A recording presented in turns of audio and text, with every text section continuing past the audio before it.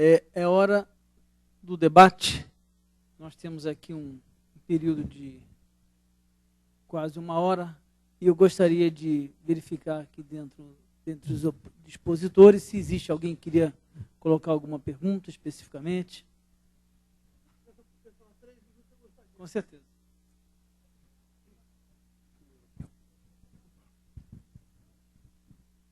Alô? Não, porque na última hora eu me senti aqui um pouco como São Sebastião, porque veio flecha de vários lados. E eu gostaria apenas de fazer muito brevemente algumas anotações. Primeiro,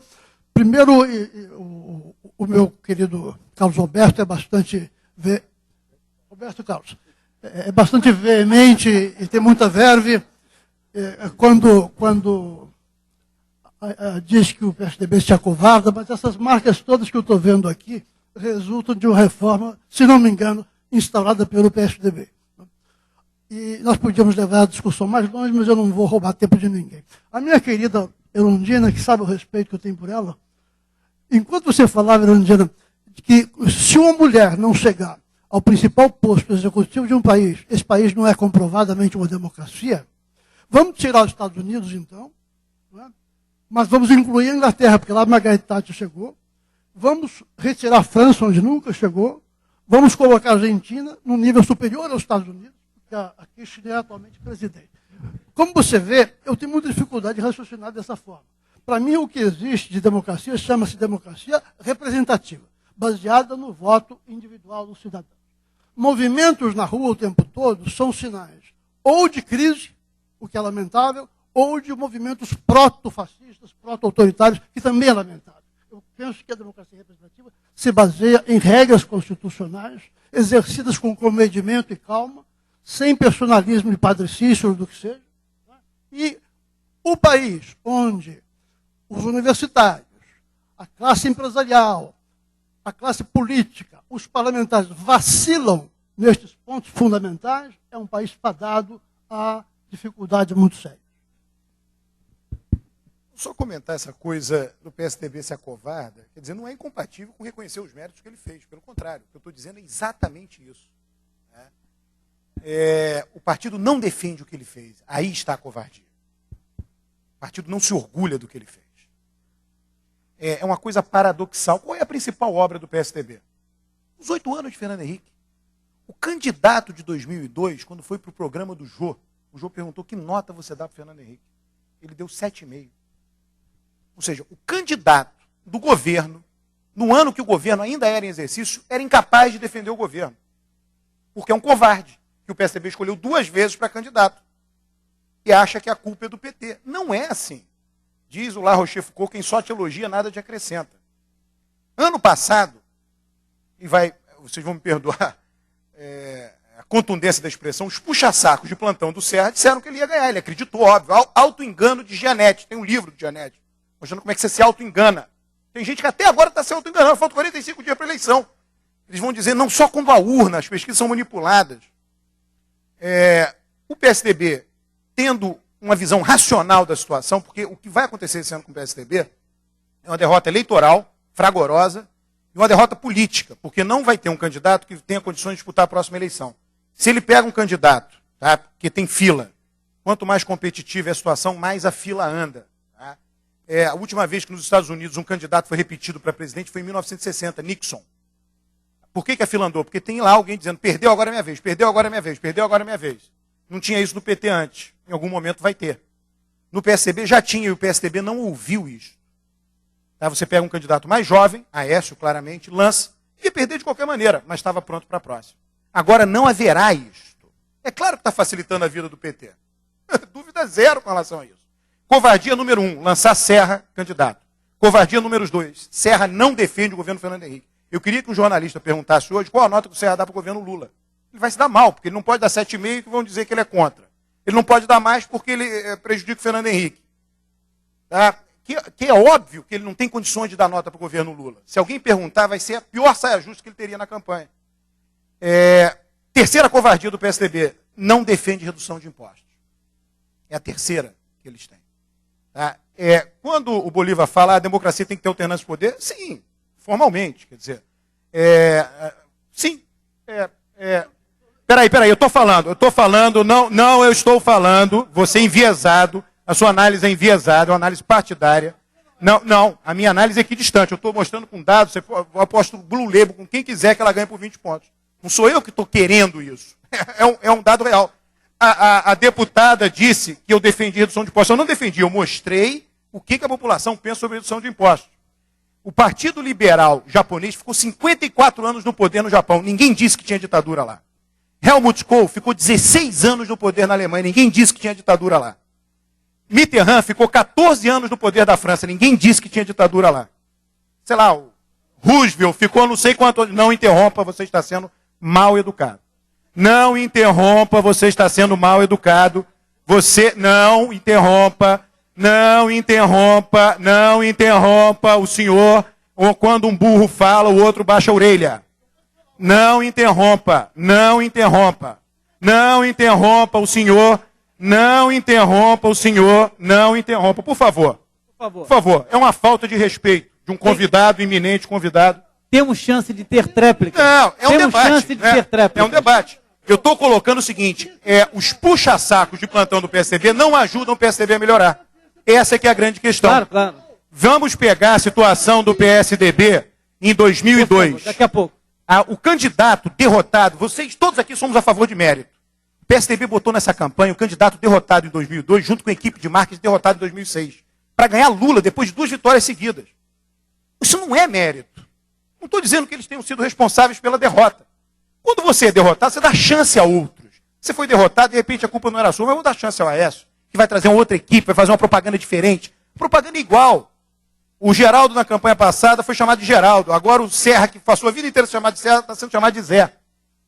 Uma favela cenográfica, equivalente ao bonezinho do Banco do Brasil, jaleco de Correios, da eleição passada.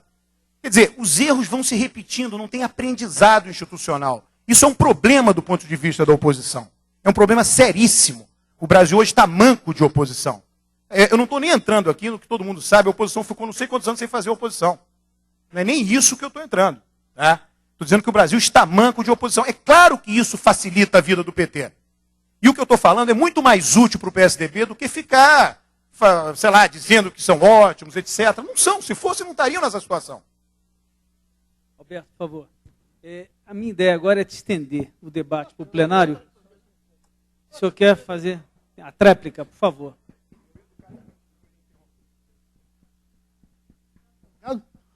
Eu não uso palavras grosseiras em discussão pública. É um sistema que eu tenho, me desculpem, viu? Agora, eu acho que uma pessoa que se intitula político tem que saber algumas distinções fundamentais. O primeiro-ministro de um regime parlamentarista fica 10, 15, 20 anos, isso é evidente, Helmut Kohl, muitos outros ficaram. Né? Isso é fácil de constatar, não chega aí a haver nenhuma dificuldade. O que eu quero, em meio minuto, é dizer qual o assunto que eu vim tratar neste seminário. Eu vim aqui para dizer, o resultado da eleição, que parece que vai ser tal, levará por muitos anos à supressão supressão politicamente efetiva do partido que tem chances reais de fazer oposição no Brasil. Esta supressão significará por muitos anos a coincidência de um capitalismo de Estado. Discutam como quiserem, os senhores não têm força para mudar coisa alguma do que o governo não queira. Vocês vão usar o marco regulatório que o governo impuser a vocês. Isso vocês sabem tão bem quanto eu. Então, isso aqui é um capitalismo de Estado que vai se acoplar por muitos anos. Infelizmente, eu não vim aqui para discutir a estratégia ou a tática de tal ou qual partido. Eu não ia tomar o tempo dos senhores com bobagens desse tamanho. Então, eu falei aqui, este acoplamento de um período autoritário, no sentido que eu defini com muito cuidado, a falta de um partido com chances reais de fazer oposição. Entendendo eu que a existência de uma oposição relativamente poderosa é condição para o funcionamento real da democracia. Mas não disse nem me fui perguntado. Então, tudo mais que eu ouvi aqui a título de comentário, eu desprezo solenemente. Muito bem. Muito obrigado, professor. Eu gostaria de agora de estender o debate para o plenário, verificar perguntas. Só que antes, o nosso deputado amigo aqui vai fazer suas considerações, que ele tem problema de voo. Um momento. Eu quero agradecer a oportunidade, eu acho que foi um debate extremamente interessante durante todo o dia, foi uma maratona muito grande. Queria apenas sublinhar alguns aspectos que me parecem importantes. Eu acho que, independentemente da presidente ser mulher ou não, evidentemente, é fácil constatar que a democracia brasileira está se consolidando para toda a nossa satisfação, não é isso? Ver um país numa trajetória de crescimento virtuoso, melhorando sua distribuição de renda, num ambiente de liberdade e democracia, isso é muito importante para todos nós. Evidentemente, diversos autores trabalham o tema da democracia, né? Combinando, inclusive, os elementos representativos, que são muito sólidos da democracia, com elementos de participação. Afinal de contas, o que nós estamos fazendo neste fórum aqui, se não construindo caminhos comuns em que há representantes de governo, representantes do empresariado, representantes da sociedade? O que foi o projeto do Ficha Limpa, se não uma pressão legítima da mídia e de setores da sociedade que reuniram aí mais de 1 milhão de assinaturas e influenciaram e muito a decisão do nosso parlamento. O que é uma Conferência Nacional de Comunicação, se não a vontade dos governantes de auscultar a sociedade para que as suas decisões tenham o maior afinamento possível. Quero apenas registrar que não há nenhum risco de que qualquer novo marco regulatório venha a ser imposto. Os senhores acompanham a discussão do PL 29. É evidente que se o governo tivesse força para votá-lo mais rapidamente, isso já teria acontecido.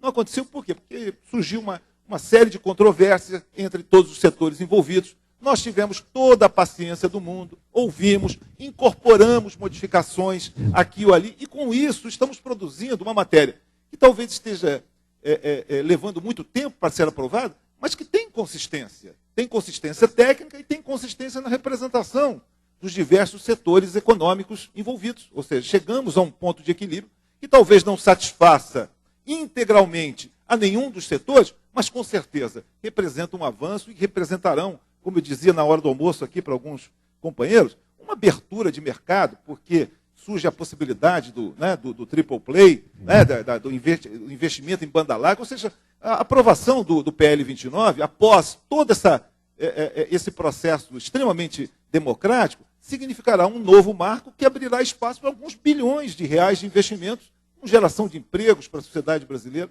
Então, eu, sinceramente, estou muito otimista, né? Não vejo qualquer sinal em nosso país de supressão de democracia. Ao contrário. Porque se formos pensar que se um partido reelege seu governante, isso representa algum risco para a democracia, no estado de São Paulo, o PSDB governa há muito tempo, e nem por isso qualquer um de nós acha que ele não mereça, né, e provavelmente continuará governando o estado de São Paulo, né, com a aprovação da população, e isso é que importa para todos nós. Acho que a democracia, com toda a sua pluralidade, veio para se consolidar em nosso país. Vamos aperfeiçoá-la com muito carinho, aí buscando fazer algumas adequações na chamada reforma política. Eu acredito na possibilidade de fazermos uma reforma tributária. Acredito sim. Acredito que seja possível fazê-la, sobretudo se conseguirmos uma confluência de esforços políticos no primeiro ano, agora do próximo governo. Eu, pessoalmente, até penso numa solução mais ousada, que é substituir todos os impostos de valor agregado, ao invés de reformar o ICMS apenas, criar o IVA, com um certo período de transição, com um fundo de garantia para que todos os estados e municípios saibam que não vão perder a arrecadação, dando segurança na transição do atual sistema, que é complexo, que penaliza a produção, que penaliza setores de menor renda da sociedade, para um sistema que seja mais democrático, mais transparente e que mantenha, evidentemente, a arrecadação dos entes federativos, para que a gente possa dar conta dos desafios de investimentos e de gastos públicos que são fundamentais em nosso país. Muito obrigado a todos vocês. Obrigado, Vitar.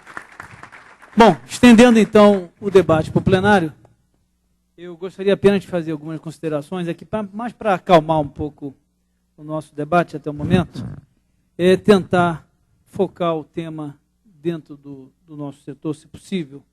E gostaria de destacar dois aspectos para consideração dos senhores que deverão predominar nos próximos 4, 5 anos, que seriam muito comentado, pacote de atendimento, ou seja, não se consegue mais ganhar o cliente com um único serviço, e sim com um pacote de serviços que nós verificamos em termos das ações das grandes empresas recentemente, demonstram muito claramente isso. E o segundo é a linha do atendimento. Então, hoje existe aí um esforço muito grande de melhoria do atendimento, e às vezes eu considero um pouco o nosso setor injustiçado. Eu acabei de receber a minha conta da Vivo, são 12 folhas. E, ao mesmo tempo, com um valor equivalente, eu recebi a minha conta de luz, que é uma meia folha. E eu fiquei imaginando, só para devagar, como é que seria a minha conta de luz se tivesse o nível de detalhamento da minha conta de telefone celular, e qual seria a minha reação se eu recebesse. Não, às 10 horas, torradeira, às 12 horas, ar-condicionado. Eu certamente iria reclamar por algum motivo, porque eu iria verificar que naquele momento não tinha ninguém na minha casa. Então, há situações que eu acho que a gente, muitas vezes, é injustiçado pelo nível de detalhamento e esforço que a gente vem para dar transparência ao nosso setor. Bom, eu gostaria de estender, então, a plateia, ver se existe alguma coisa aqui, alguma pergunta. Então, eu gostaria que, por favor. Sim, Etevaldo. Para quem, por favor, você pudesse identificar e depois... Eu vou fazer a pergunta, mas no final eu gostaria de fazer algumas observações, Carlos. Tá? A minha surpresa é que eu vim aqui realmente esperando que nós nos concentrássemos na avaliação das telecomunicações, quer dizer, e a paixão realmente partidária acabou distorcendo, e o que é natural, tá certo? Eu não estou condenando, apenas quero voltar, realmente, Carlos, a que eu não ouvi, infelizmente, a avaliação, por exemplo, nesses 8 anos, o que foi feito efetivamente pelas comunicações. Houve um processo de esvaziamento das agências, quer dizer, houve um confisco de recursos. Né?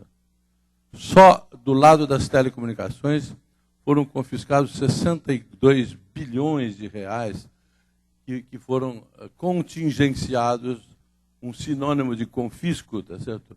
Dos recursos dos fundos setoriais, seja do Fistel, seja do FUST, tá certo? O que nós sentimos é que isso tem que ter uma reação, né? Já que a população não acompanha, não sabe nem quanto paga de impostos por gasolina, e temos a gasolina mais cara do mundo. Não sabe quanto paga de energia elétrica, e temos o quilowatt mais caro do mundo. E temos também que ter as tarifas telefônicas entre as mais caras do mundo, com 43% de impostos. Quer dizer, esse é acho que é um dos cernes da questão. Houve uma desprofissionalização de agências, houve uma campanha nítida de desvalorização das agências. Quando o governo não consegue fiscalizar nem os Correios, que tinham sido considerado uma empresa altamente recuperada, tá certo? Era um modelo, um padrão, e acabou sendo leiloada, tá certo? Essa crítica que eu acho que falta a gente. Tá? Então, o que é que nós estamos propondo a partir de uma experiência dessa? Propondo que realmente o país tenha políticas públicas.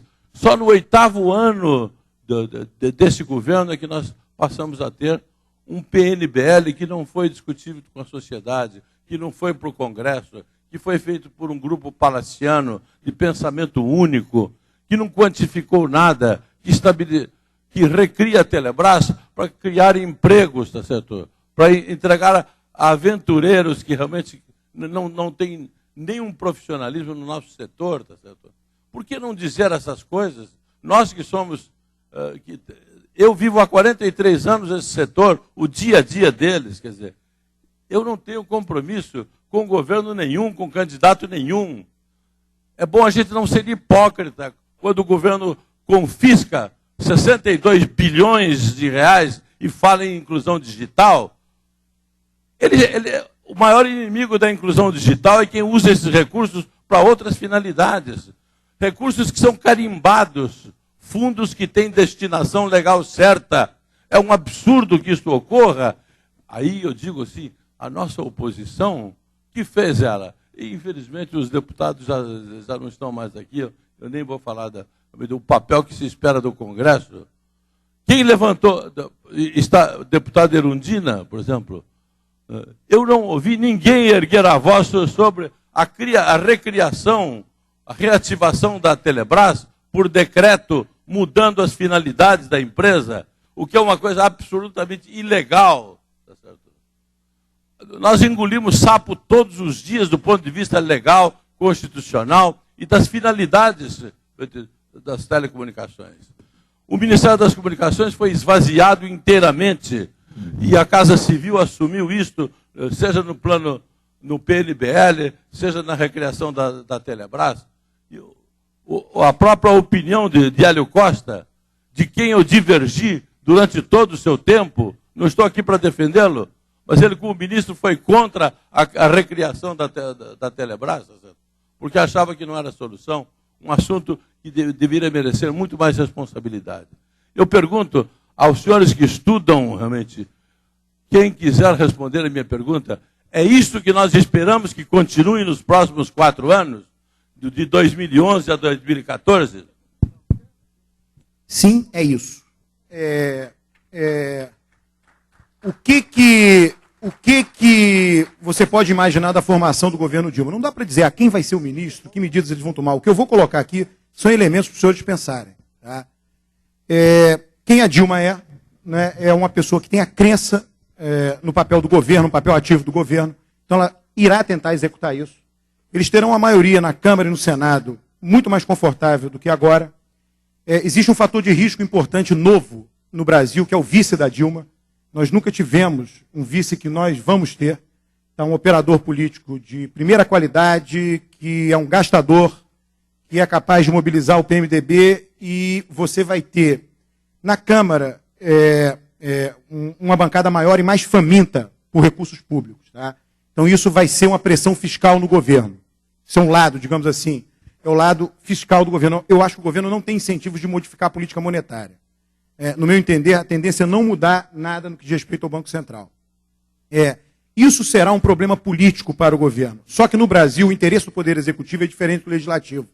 Não por acaso o Palocci foi colocado do lado dela. Antes do Palocci ter sido colocado do lado dela, sugestão do Lula, eu estava mais pessimista com relação ao lado fiscal. Se eu fosse falar aqui, eu ia falar que poderia ser um desastre fiscal. Com o Palocci do lado, você tem dois caminhos que dizem respeito à atividade de vocês. O primeiro é você fazer uma contenção fiscal, que eu acho que irá acontecer no primeiro ou no segundo ano do governo, 1 ou 2 anos, na boca do caixa, um pequeno aumento de superávit, uma coisa desse tipo, que o mercado vai achar isso ótimo e vai colocar recurso.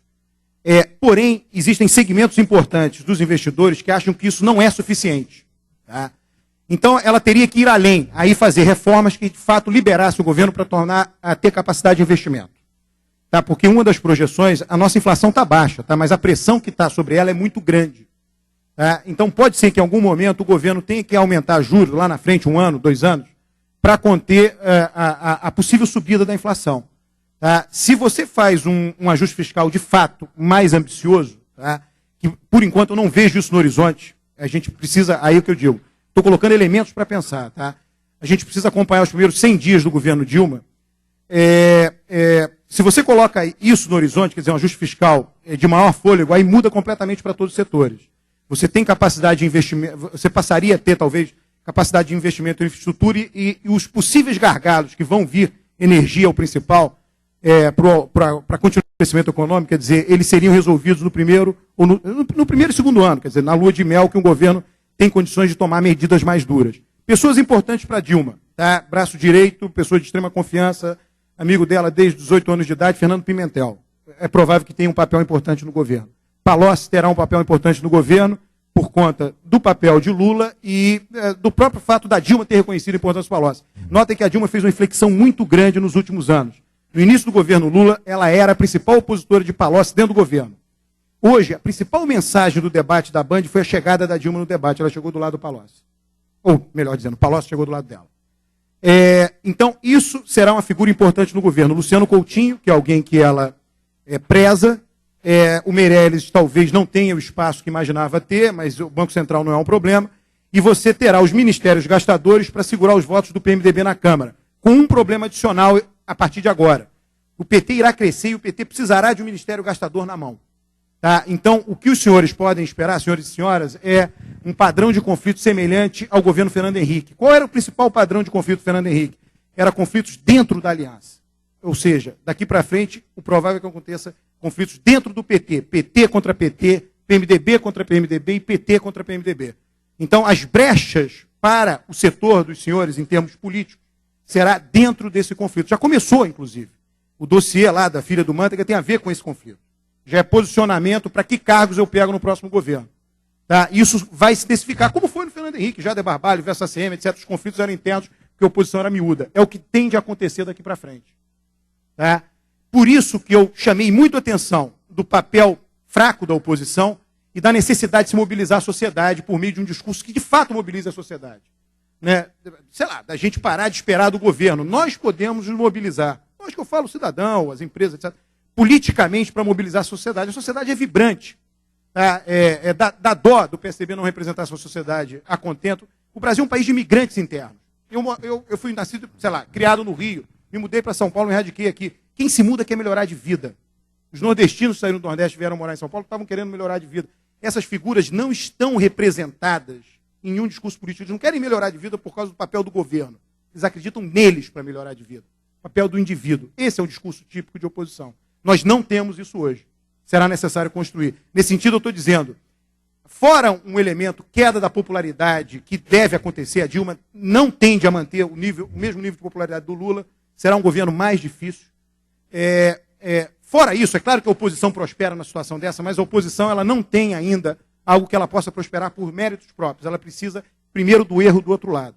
Tá? E aí vocês teriam uma cunha importante para a atuação de vocês. Mas o governo tende a não ser um governo amigável com o setor. Não tenho a menor dúvida disso. Obrigado. Murilo, por favor.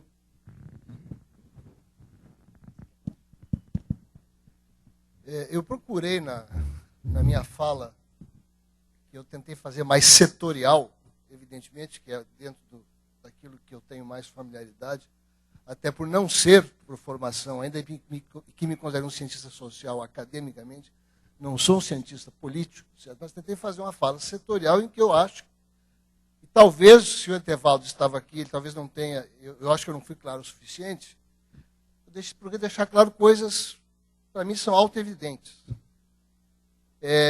Nesses últimos 8 anos, embora isso tenha começado antes por uma circunstância, ainda no governo Fernando Henrique, houve um esvaziamento completo do Ministério das Comunicações. Eu deixei claro isso. Como deixei claro que hoje você não tem, eu disse isso com todas as letras, você não tem uma cabeça de sistema para fazer política setorial.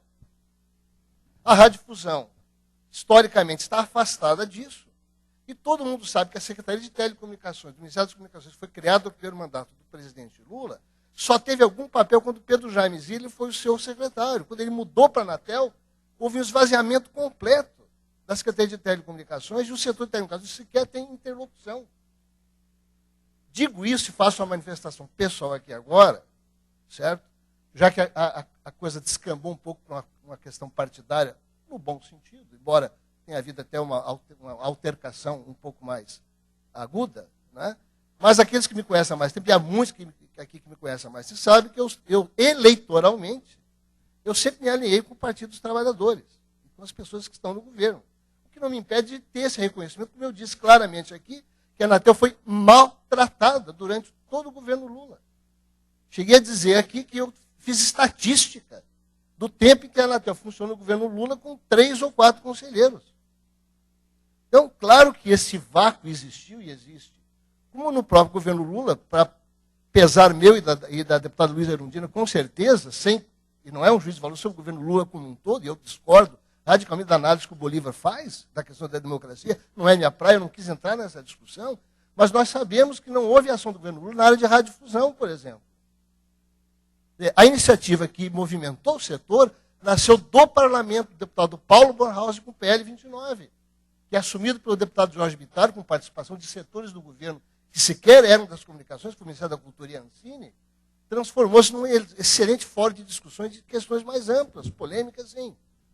Então, Etevaldo, eu acho que não faltou essa crítica. Agora, não faltou sequer o desejo e a vontade, até porque não era a questão de sair descambando um modelo. Eu acho que o próprio modelo, eu falei, o modelo de 95, 98, é um modelo que deu certo em muitas coisas, em outras não deu. Naquilo que era o seu pilar, que era uma florescente competição de 3+1, 3+1, ou seja, 3 regionais e uma de longa distância, 4 concessionárias e 4 autorizadas, não deu certo desde o leilão de privatização da Telebrás. Áreas ficaram vazias de empresas de espelho. Então, acho que precisa parar, a gente precisa esquecer um pouco. A Telebrás. A recriação da Telebrás, para mim, ela modifica o modelo com outras coisas, já, como eu mencionei, modificar o modelo. Não acho que por si só é um bem ou um mal. Certo? Não acho que por si só. Mas, na minha fala, elogiei a fala do deputado Paulo Henrique Lustosa. Né? Eu estava assistindo com o Toninho Santos lá atrás, falando assim, o Toninho da Fotac sendo gravado, realmente, assim, porque ele fez uma crítica de dentro da base de apoio do governo, certo? Uma crítica aguda ao modo como a Telebrás está sendo reconstruída, quando ele falou, show me the numbers. Todo mundo sabe que há um problema. E ninguém tem a mínima garantia de que esse processo vai ter segmento feliz daqui para diante. Que é uma falta de um planejamento claro. Eu tenho um convencimento pessoal, de que a Telebrás foi recriada mais por uma razão ideológica, neste momento, que havia, do meu entendimento, dentro do próprio grupo que estava estudando essa questão, havia posições diferentes, tá certo? Venceu uma. O desafio é o para frente. Então, a mobilização da sociedade, a mobilização do setor, enfim. E eu disse que seja quem for o governo, vai ter que enfrentar uma agenda. Eu procurei esboçar essa agenda aqui, agora que começa por uma re-regulamentação, que, de certo modo, nasceu na Confecom, e é um grupo hoje interministerial criado, para pelo menos deixar uma proposta. O Juarez Quadros está aqui, nós conversamos sobre isso, até, né, porque o Juarez Quadros, deixou, inclusive, na transição, deixou uma proposta pronta para o governo Lula, quando ele ministro das comunicações, na transição, é natural. Então, eu acredito, espero que uma proposta fique pronta, que sirva como agenda do próximo presidente, que vai ter que encarar. Eu espero que seja o próximo presidente, José Serra, muito pouco provável, Dilma Rousseff, muito mais provável. Eu espero, assim, com muita convicção, que finalmente as questões de comunicação social, radiodifusão, o Johnny fez a defesa há pouco aqui da necessidade de um marco legal para o setor, ele sabe disso, não dá para ficar mais como está. Então, Etevaldo, eu acho que as questões que você levantou, pelo menos no que me coube tratar, nesse painel nosso que começou de um jeito e acabou, era para ser de um jeito e acabou do outro, eu não deixei de mencionar. Procurei ser mais técnico e procurei não ser partidário. Porque achei que não era meu papel aqui e nem é meu temperamento, certo? De fazer defesas partidárias, tá certo? Né? Mas eu procurei deixar claro que a política setorial das comunicações como um todo é preciso, porque elas têm sido relegadas, preciso realmente de um ajuste, tem que ser um ajuste forte, e espero eu que isso aconteça no primeiro mês do próximo governo. Obrigado. Roberto, por favor. Obrigado. Eu queria só, talvez, fazer um registro do que eu estou entendendo, do que eu não estou entendendo, depois do painel, mas partindo também daquilo que foi dito na parte da manhã, tentando aterrizar um pouco a discussão do ponto de vista de quem tem que ter uma visão muito pragmática disso, porque nós temos aqui que operar as nossas empresas em benefício dos nossos clientes e da comunidade de maneira geral. E o que nós ouvimos de manhã é que é um setor que teve um desenvolvimento fantástico, mas que há algumas suspeitas que nós podemos ter um fenômeno de aumento de demanda com uma infraestrutura que talvez não acompanhe. E acho que isso também chamou a atenção do deputado Bittar, que infelizmente se ausentou, e que se manifestou no sentido que essa deve ser uma preocupação, e acho que é uma preocupação de todos nós. Mas acho que no painel da manhã também foi colocado que se existe essa possibilidade de nós sermos pressionados por uma demanda e não temos uma capacidade de prover infraestrutura na mesma velocidade, que talvez uma das hipóteses de causa para isso seja o que foi chamado de afogamento do setor pela alta carga de impostos de todos os tipos, não só os impostos que são pagos pelos consumidores, mas as taxas a que as empresas que operam estão sendo submetidas e também os impostos que são cobrados sobre os itens de investimento, que são bastante elevados. Se essa é a situação, muito provavelmente o setor estará cada vez mais pressionado. Essa pressão aparece de várias formas, da própria demanda da população por serviço de cada vez mais capacidade, mais velocidade e mais qualidade de maneira geral. Ela institucionalmente aparece sob as pressões do PROCON, que todas elas têm que ser aceitas como legítimas, porque estão defendendo o direito do consumidor, sobre regulamentação, da forma de regulamentação nova da Anatel, de planos de meta de qualidade, tudo isso que também tem que ser aceitas, porque fazem parte da regra do jogo, mas o fato real é que talvez o setor não tenha a capacidade de dar atendimento à demanda que virá por aí, se não houver a discussão daquilo que parece que ficou muito claro em todos os debates, de que o setor está submetido a uma carga tributária extremamente elevada. Eu vi as manifestações de que a questão tributária no Brasil só pode ser resolvida com uma reforma tributária ampla, geral e restrita, que nós temos que ver todos os setores, todos os sistemas, de um sistema que é extremamente complexo e que muito provavelmente não terá uma solução só, até porque eu imagino que os debates no Congresso sejam extremamente difíceis, já que se organiza por bancadas, por setores que têm interesses diversos e assim por diante. Eu fico me perguntando se nós estamos frente a uma possibilidade fantástica de continuar contribuindo para o desenvolvimento do Brasil através desse serviço, que é o serviço que pode levar educação, saúde, tudo aquilo que já foi dito, cultura, conhecimento, tudo que nós pudermos dizer sobre o setor de telecomunicações. Mas que nós temos essa oportunidade, mas que ao mesmo tempo podemos ter uma crise que é a de não conseguir investir o suficiente. Nas crises, as medidas são aquelas que se tomaram no final de 2008, quando, frente à possibilidade do impacto de uma crise internacional no Brasil, se decidiu por desonerar alguns setores, mesmo que temporariamente, e se desonerou setores que acabaram mostrando que a simples redução das alíquotas de impostos acabaram produzindo mais arrecadação. Então, a minha questão, e fica, acho que para todos nós, de que maneira, se isso é uma verdade, de que maneira nós poderemos expressar isso àqueles que são responsáveis, fica a questão, será que nós teremos que esperar por uma reforma tributária geral e restrita, ou será que nós temos que encarar a questão da banda larga, única e exclusivamente, como uma oportunidade, já que representa ainda muito pouco no faturamento das empresas e, portanto, representa muito pouco na arrecadação dos estados? Será que não é um momento de, pontualmente, aproveitando essa oportunidade, se propor uma redução das alíquotas sobre os serviços de banda larga, de forma que a arrecadação possa existir pelo volume e não tanto pelas alíquotas, mas que exista a possibilidade de se aumentar a capacidade de investimento do setor. Discussão de 2 dias, painéis extensos, eu acho que nós aprendemos muito, particularmente estou extremamente satisfeito com tudo que eu vi, mas eu gostaria muito que a Telebrasil pudesse ter uma causa a ser debatida e que ela seja a mais prática possível, frente ao cenário que foi apresentado hoje aqui. Muito bem. Mais alguém da mesa quer comentar? Deputado, por favor. Olha, um dos participantes aí fez uma intervenção ainda há pouco e se perguntava qual o papel que se espera do futuro Congresso em relação a essa questão da política de comunicação. Isso me preocupa. Estou lá há 3 mandatos e, lamentavelmente, a qualidade das legislaturas não tem sido no sentido de melhorar.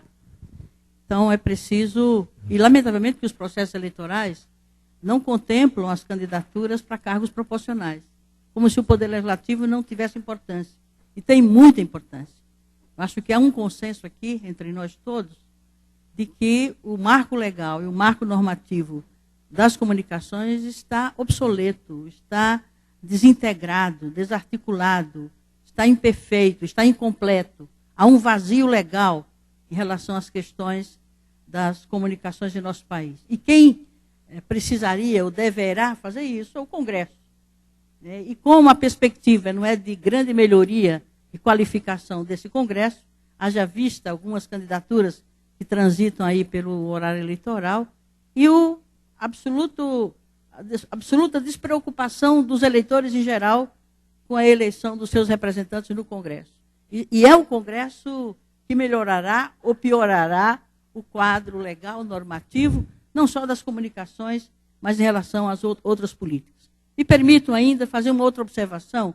Eu acho que houve uma posição muito absolutista em relação a avaliar o papel, a continuidade ou não de um partido político pelo simples resultado de uma campanha eleitoral.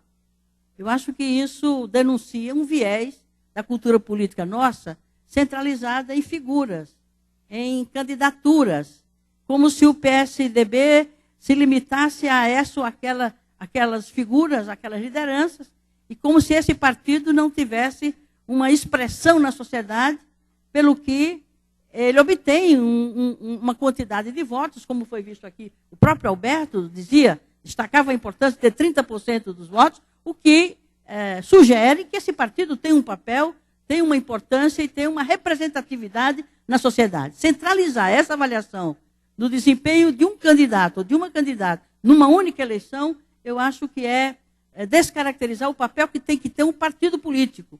E o que também sugere que nós não temos muita consciência de que o quadro partidário se exauriu, da esquerda à direita para o centro. Não existem mais projetos políticos vinculados àquele outro partido. Existem figuras, existem propostas, mas um projeto de nação, um projeto de desenvolvimento para o país, que extrapole mandatos de 4 ou 8 anos, eu acho que isso sugere um certo esvaziamento, uma certa crise do quadro partidário. E só vai se resolver com uma profunda e estrutural reforma política. Por último, quando se diz que o eleitor desconhece os impostos que paga, é porque o sistema tributário é centrado no imposto indireto, que é aquele que ele paga sobre o consumo. E não há transparência para eu saber que essa água que eu estou tomando aqui está embutido de forma invisível um tributo que eu não sei quanto é. E não é só o homem simples, a mulher simples do povo, não.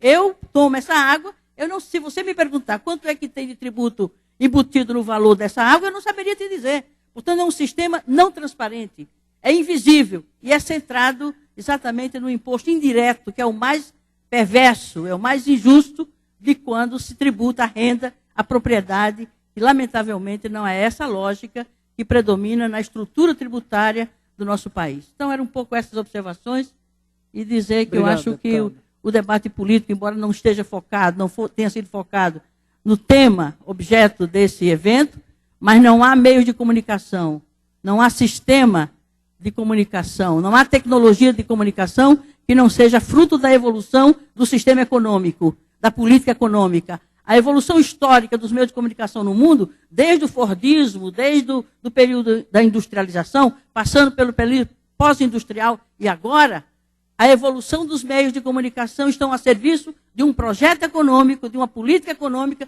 de compromissos de governo. Portanto, não dá para separar as coisas. Ou a gente faz política, e discute, inclusive, as comunicações na ótica da lógica política, ou a gente vai ficar com uma compreensão, a meu ver, insuficiente para a gente entender esse fenômeno que nós estamos vivendo hoje. Muito obrigado. Obrigado, deputada. Em todo o processo que a banda larga pode trazer, merece um programa especial. O governo, recentemente, lançou o computador para todos e deu isenção fiscal. O governo tem um plano no nosso setor, que é o plano de informática, que dá isenção do IPI para quem investe em pesquisa e desenvolvimento. Por que não dar isenção para a banda larga, por exemplo, para gerar conteúdo? Olha que ideia. É uma ideia. Eu lanço essa ideia aqui. Outra coisa que a senhora falou é o seguinte, a Constituinte de 88, infelizmente, não está toda regulamentada. Existe um artigo que vocês devem verificar, que é o 173, que proíbe o Estado de desenvolver atividade econômica que é característica da indústria privada. Esse artigo não está regulamentado. Nós estamos, neste momento, consultando advogados para fazer uma injunção no Supremo, usando esse artigo, para evitar que o SERPRO, por exemplo, que por decreto presidencial recente, passe a atuar em todo o governo e não só na Secretaria do Ministério da Fazenda. Isso afeta a nossa indústria de forma brutal. Então, eu acho que isso pode ser uma ação conjunta de todo o setor, de ir ao Supremo e verificar se o artigo 173 se aplica a esses casos que nós estamos discutindo aqui. Obrigado. Márcio, se você me permitir, só um comentário sobre o seu comentário. Você citou o programa de exoneração de impostos sobre os computadores, e que funcionou. A gente vende no Brasil hoje milhões de computadores. O modem que daria conectividade a esse computador da maneira mais fácil e barata possível tem 76% de impostos. Portanto, você tem um computador e você paga 76% de impostos para dar conectividade. Então, as oportunidades estão todas aí, são muito mais simples do que fazer uma grande reforma tributária, como foi mostrado na indústria automobilística no final de 2008. Eu concordo com isso. Eu acho que você falar em reforma tributária é uma maneira de não fazer mudança nenhuma. Tá? Existe, eu não sei se a senhora sabe, Toda matéria tributária nos Estados Unidos tem lá um código, etc. Quantas páginas isso tem? Porque nós achamos que nos Estados Unidos é tudo simples, né? A Constituição tem 9 artigos. São 34.000 páginas. Matéria tributária é coisa séria, complexa. Você não sai, quando o Bittar falou aquilo ali, acaba tudo, parece de simplicidade impressionante. Não é assim, você mexe com muitos interesses. Toda essa história de reforma tributária, prefeitos, isso primeiro é para endereçar o interesse de prefeitos, governadores e União. Tá? Não é para a sociedade, é para eles, para os políticos. Tá? Segundo, como tem muito interesse em jogo, acaba que a melhor coisa é não tomar decisão nenhuma. É por isso que não é feito. Tem uma razão para não ser feita. É porque tem muita coisa em jogo, muito interesse. Como não se chega no consenso, não se faz. O custo da decisão é maior do que o custo da não decisão. Então, a saída é pontual, conforme vocês mencionaram aí. É pegar o IPI desse... Como aconteceu agora com a isenção de IPI. A luta está aí. A luta não é por reforma tributária, é por redução de imposto, naquilo que interessa aos senhores. A reforma tributária não há consenso suficiente para andar. Se andar, vai ser um arremedo numa determinada área, etc., que em nenhum momento a sociedade é ouvida. Tá? Eles não fazem reforma tributária pensando que vão beneficiar os consumidores. Não é esse o objetivo. Nós é que temos que gritar. Por favor, reduzam os impostos que nós pagamos. Muito obrigado. Bom, nós estamos chegando aqui ao... Tem mais uma questão? Tem ali do Mário, por favor. E tem o Hélio lá atrás depois. Mário Ripe Rasga. Roberto, eu queria uma coisa que eu percebo que é meio estranha. O setor andou brigando durante bastante tempo para conseguir uma isenção em relação à banda larga com o CONFAS. E conseguiu. Quer dizer, então, uma coisa que é absolutamente... Eu, durante anos e anos da minha vida, briguei para que se conseguisse uma isenção em cima do telefone do TUP, porque eu acho que era o cartão. E não consegui. Com a opção eu, e não estou dizendo só eu. Então, o setor não conseguiu. Conseguiu-se isso no CONFAS. Tá? E é um caso absolutamente... Quer dizer, talvez seja o primeiro a possibilidade de abrir uma alternativa do que você falou, que eu acho que faz todo sentido, da banda larga. Tá? E a percepção, pelo menos externa, quer dizer, olhando acima da superfície, quer dizer, embaixo da superfície pode estar acontecendo muita coisa. Acima da superfície é que uma vez que o setor conseguiu isso, em São Paulo houve alguma iniciativa que teve dificuldade, no caso da Telefônica, e a NET de uma certa restrição, até pela própria rede dela, e mais nada. Quer dizer, então, a percepção é que a gente já tem uma abertura e que essa abertura não está sendo usada. Até para, se essa abertura der muito certo, ela poder virar, talvez ser mais ampla, em relação ao próprio produto, como você se referiu.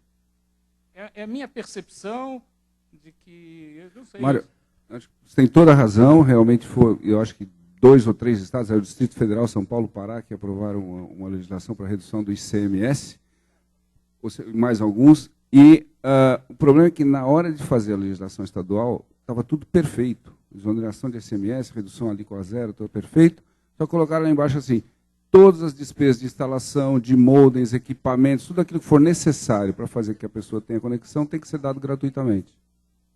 Então, estragaram um negócio que podia ser muito bom, porque aí a conta não fecha. Você não pode entregar o equipamento do modem e fazer a instalação de uma linha fixa sem que isso seja... Até porque, se você for fazer um sistema de doação de modem, você tem que fazer um contrato de pós-pago, com faturamento, para recuperar o preço.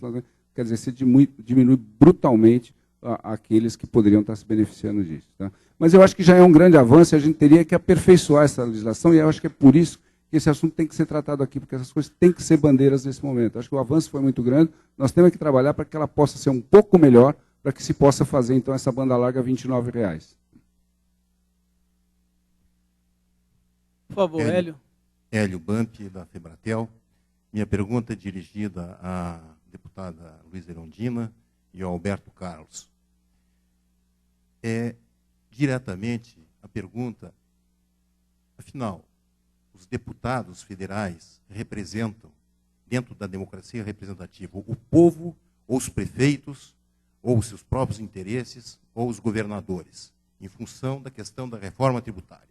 A reforma tributária foi exaustivamente debatida no país, houveram muitas audiências públicas, entidades representativas dos setores produtivos clamam por isso, e realmente se tem uma reforma tributária pronta para ser votada em setembro do ano passado, e esse assunto não vai a plenário e não se discute, em função de interesses por permanência de guerra fiscal e etc.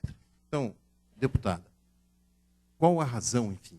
Representam a quem? O povo que pede reforma tributária, ou os governadores, prefeitos e, enfim, interesses próprios que essa reforma tributária não vai para frente?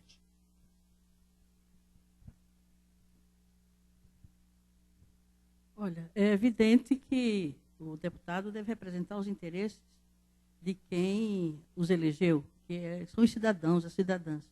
Porém, nem sempre esse que conferiu ou delegou o voto a alguém até esquece quem votou. Portanto, não exerce nenhum controle, nenhum acompanhamento, nenhuma fiscalização, não faz nenhuma cobrança.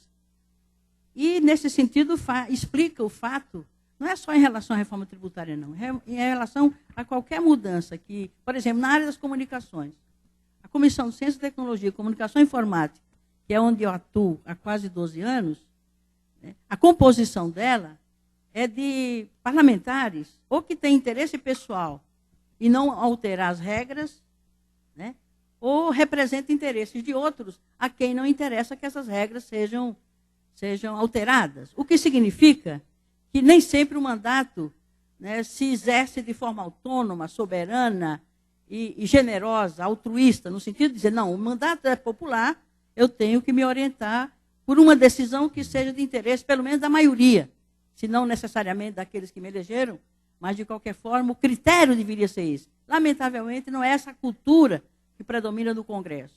Até porque os congressistas, eles, num governo que tem uma base larga, ele não tem a independência, sob pena, né, dele ter que responder ao seu líder, à sua bancada, ao seu partido, se não segue aquela orientação que veio do governo.